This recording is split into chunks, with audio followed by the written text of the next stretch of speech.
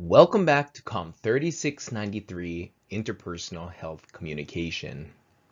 Today we're going to address the issue of mental illness and how our interpersonal relationships can affect our mental health.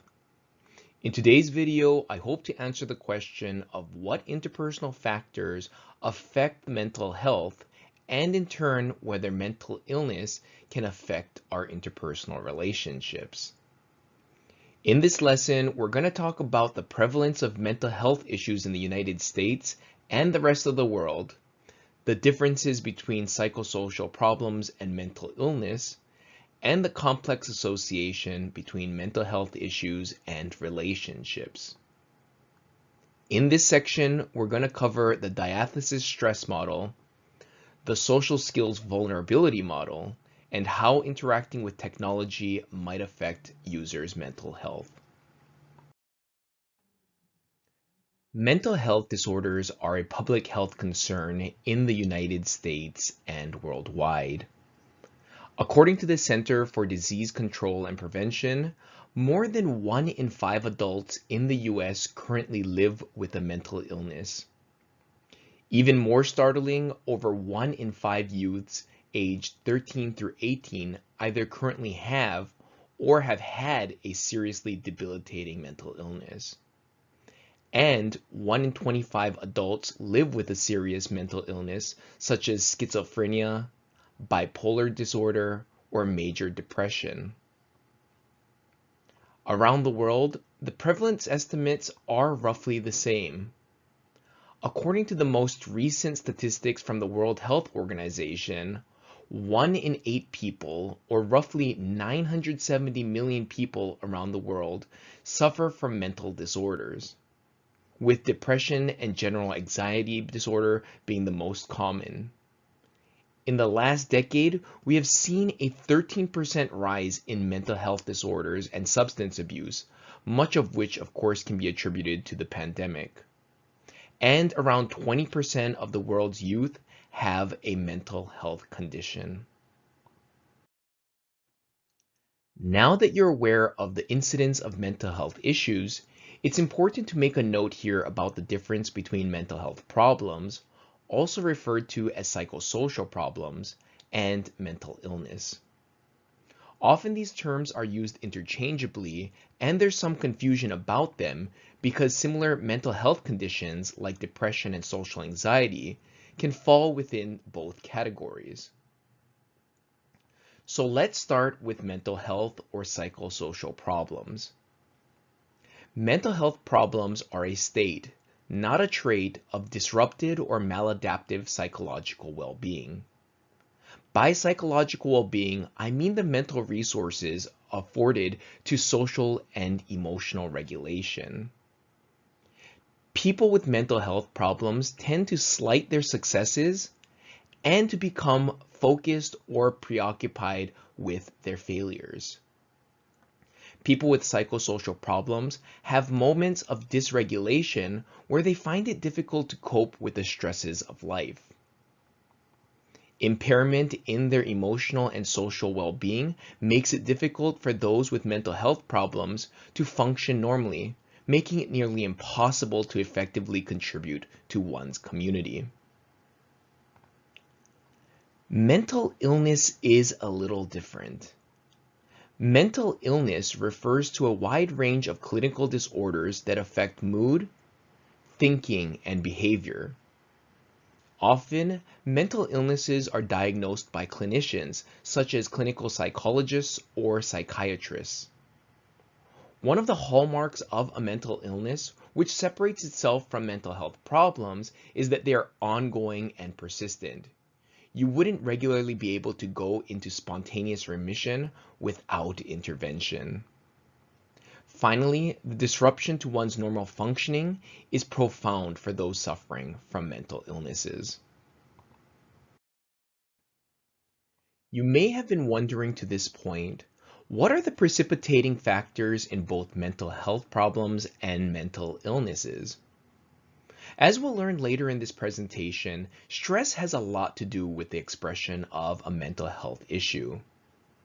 Scientists, however, have found a number of patterns with certain factors and mental illnesses. For instance, mental illness can stem from biological factors or chemical imbalances in the brain. Certain people are simply born with mental illnesses that have nothing to do with one's environment. Mental illness is also connected with the misuse or abuse of alcohol and other substances. Of course, even modest uses of drugs and alcohol can cause structural changes in the brain, affecting neurotransmitters like dopamine and serotonin. Mental illness is also more prevalent in those with chronic conditions like cancer and diabetes than those who do not have such conditions. But beyond the functional processes of the body, mental illness can be the byproduct of one's environment. For example, M.J. Gardner and colleagues looked at 96 studies on childhood maltreatment and depressive and anxiety disorders and found that later adult depression could be traced to childhood sexual abuse, physical abuse, emotional abuse, neglect, and exposure to intimate partner violence by a caregiver or other adult. Finally, social isolation can contribute to mental illness. In 2015, Tim Lee and Paul Wong conducted a qualitative study of socially withdrawn youth in Japan called hikikomori. The categorical withdrawal from society for these youth, due to family, school, and social issues, was seen as an expression of and led to further mental illness. One prominent and rather intuitively simple approach to understanding the formation of mental health issues is the diathesis stress model, also called the vulnerability stress model. The propositions of the model are fairly straightforward.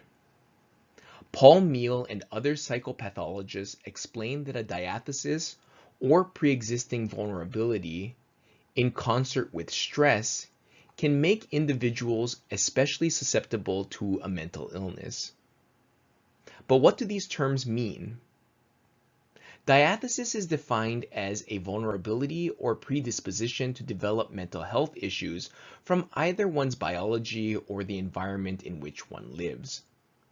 Examples of diathesis might be genetic abnormalities or earlyhood child abuse. Stress, on the other hand, is described as a collection of life events that disrupts the homeostasis of a person's life. Stressors can be internal to the person, like obsessing over ongoing struggles with talking to people, or external, like homework or other responsibilities piling up. Stress can be fleeting, or it can come from chronic sources such as ongoing relational problems. When a person carries a diathesis, they are said to have an inability to cope with or adjust to the various and invariable stressors in their lives, leading them to mental illnesses like depression, anxiety, and even schizophrenia. Another diathesis directly relevant to interpersonal relationships is one's social skills or overall social competence. According to an article written by Chris Seagren in the high-impact journal of the communication field, Communication Research, he finds that people with impoverished or poor social skills are the ones most likely to be vulnerable to the ill effects of stress. In what he calls the social skills deficit vulnerability model, The inability to cope with stressors and the lack of protective factors like social support for those with low social skills can lead to psychological distress and, in turn, mental health issues. One diathesis that has not yet been discussed is one's media environment. In 2016, I published a meta-analysis on the relationship between unregulated internet use, such as uncontrolled social media consumption, and psychosocial problems. Across the 113 empirical studies I reviewed, I consistently found evidence that higher perceptions of one's unregulated uses of the internet were associated with the experience of social anxiety, loneliness, and depression. Why might this be of particular concern for children who use social media? American Psychological Association President Thema Bryant wrote in a prepared statement of the effects of social media on youth, quote, "Social media is neither inherently harmful nor beneficial to our youth. But because young people mature at different rates, some are more vulnerable than others to the content and features on many social media platforms that science has demonstrated can influence healthy development."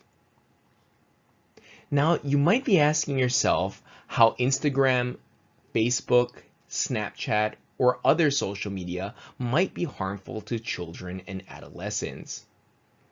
It's because beyond predators and other nefarious opportunistic perpetrators online, social media allow their users to edit their profiles meticulously, curating what users want their viewers to see.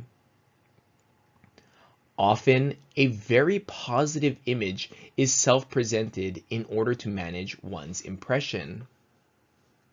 Upward comparisons are made between the idealized self portrayed online and the viewer's lives, causing them to feel inadequate or evaluate their lives as unfulfilling. You can imagine how such appraisals can have devastating consequences on one's mental health. By now, you may have gotten a sense that interpersonal relationships can play a key role in the experience of mental health problems and mental illness. However, we haven't talked about the other side of this reciprocal relationship. That is, how does mental illness affect people's interpersonal relationships? For one, mental health issues can cause profound dysfunction in serious dating relationships and marriages. People in intimate relationships with a partner who suffers with mental illness reports less positive reciprocity in communication, poor communication during problem-solving interactions, appreciable increases in the frequency of heated arguments, and more verbal aggressiveness in normal day-to-day interactions. This ultimately led partners to feel less respected and an overall worsening of relationship quality.